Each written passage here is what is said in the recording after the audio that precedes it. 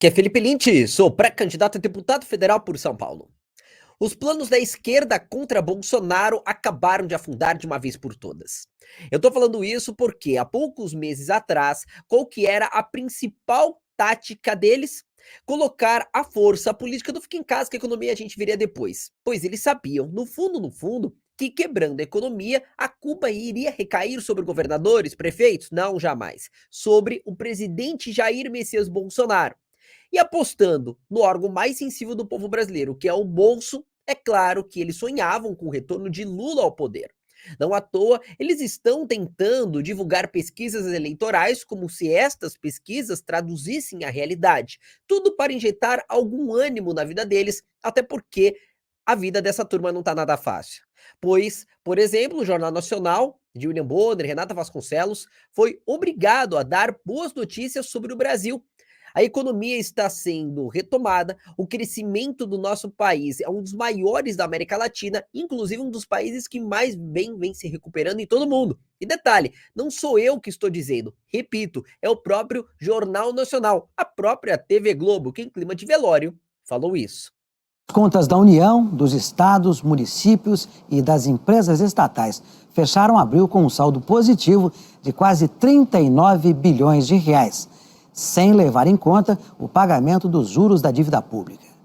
É o melhor superávit primário para o mês desde o começo da série histórica, em dezembro de 2001.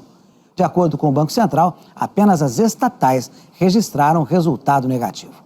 No acumulado do ano, o superávit é de 148 bilhões e meio de reais. A taxa de desemprego no Brasil caiu para 10,5% de fevereiro a abril. Segundo o IBGE, atingiu o menor nível para o trimestre desde 2015, quando o índice foi de 8,1%. São atualmente 11 milhões e 300 mil desempregados e 96 milhões e 500 mil pessoas empregadas, o maior número desde o início da série histórica, em 2012. O rendimento médio, no entanto, caiu quase 8% em relação ao mesmo período do ano passado e ficou em R$ 2.569 por mês.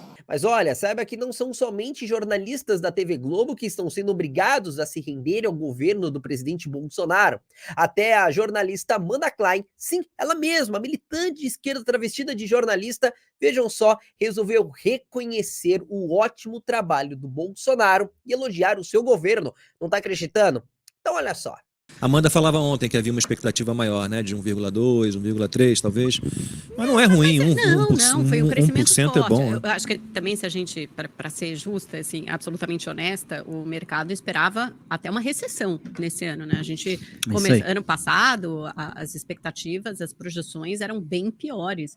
A gente lembra que o Itaú Unibanco chegou a prever uma recessão para 0,5% esse ano, e todas as projeções foram sendo revistas em que pese, né, a gente considerar que, nesse sentido, nessa questão, o ministro Paulo Guedes estava com a razão, né? Ele sempre disse que o PIB ia crescer 1,5%, 2%, que surpreendeu o mercado, e é de fato que a gente tem visto, né? O PIB avançou 1%, veio um pouco abaixo da mediana dos mercados, mas é o que todo mundo enfatizou isso. É um crescimento forte, né, de 1%, puxado principalmente do lado da demanda pelo consumo das famílias, então aquele efeito da reabertura da economia, pelo lado da oferta pelo setor de serviços, que representa mais 70% do PIB. Então, apesar da agricultura ter surpreendido 0,9%. você teve quebra de problema de safra. Por causa, né, de quebra de safra. Exatamente da arroz, isso. Não sei o que, ok, teve uma queda de 0,9%, né?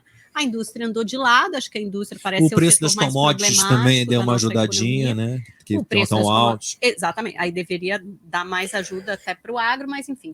Mas então você vê, era para ter sido um tombo maior, então talvez na agropecuária. Mas aí, o problema é daqui para frente, a gente pode falar, porque o PIB, eles sempre falam, é um dado de retrovisor, porque ele mostra o que aconteceu no primeiro trimestre da economia, então de janeiro a março, a gente sabe o que aconteceu, então agora a gente está olhando para trás. Olhando para frente, a previsão é menos otimista. E aí eu conversei com vários economistas hoje, eles fazem uma previsão de já uma desaceleração no segundo trimestre, ou seja, vai crescer, mas deve crescer em torno de 0,3%, 0,5%.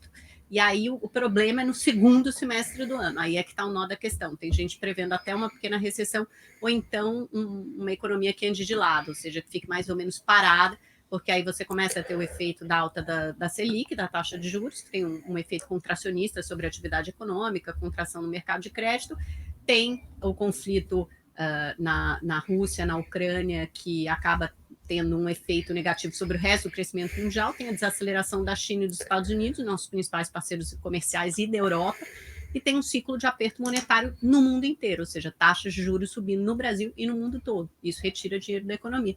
Então, é isso, não é? Mais uma semana de notícias boas. Sim, né? exato, A gente eu acho tinha que queda esse é o do notícias ponto. desemprego boas para na 10 e meio. economia. Opa, pera aí. É isso mesmo que a gente acabou de escutar. Amanda Clay admitindo que o governo de Jair Bolsonaro está no caminho certo, reconhecendo o trabalho do Paulo Guedes, ministro da Economia, inclusive elogiando o governo de Bolsonaro. Olha, alguma coisa de errado não está certo por aí. Outra coisa muito importante é que a Amanda Clay finalmente resolveu reconhecer que a culpa do preço dos alimentos, da inflação, do preço dos combustíveis não é culpa de Bolsonaro, mas sim de uma situação econômica que o mundo inteiro está vivenciando e que o Brasil, repito, está se recuperando muito melhor do que países desenvolvidos na Europa.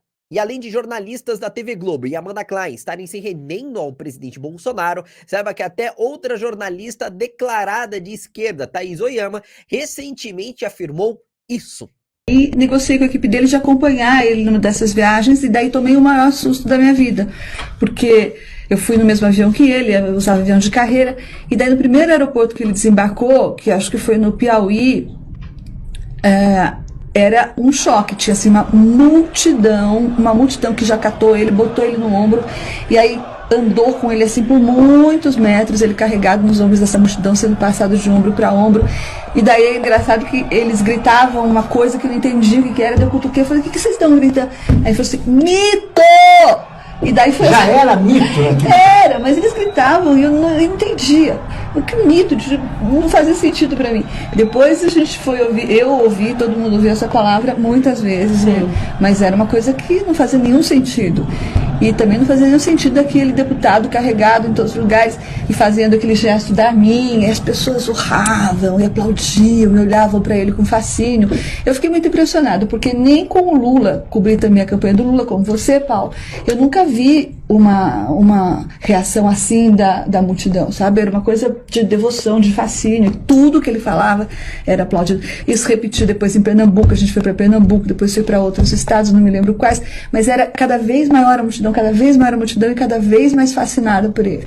Aí eu achei que tinha um fenômeno, mas francamente não achei que fosse chegar onde chegou. Viram só? Parece que tem muita gente da esquerda, especialmente na imprensa brasileira, que começa a se render a partir do momento que observa que as pesquisas eleitorais não estão efetivamente traduzindo a realidade. Até porque aonde Lula passa é vaiado, ou quando consegue fazer algum evento é somente para meia dúzia de petistas, a sua claque que sempre foi abastecida com dinheiro do povo para poder se sustentar. Enquanto isso, Bolsonaro fazendo um trabalho excelente, que nós vimos aqui sendo reconhecido pela mesma turma que viveu batendo nele, é recebido pelos braços do povo brasileiro. Pois é, se até a esquerda já está admitindo a derrota e começa a reconhecer finalmente o trabalho do presidente, quem somos nós para duvidarmos, não é mesmo?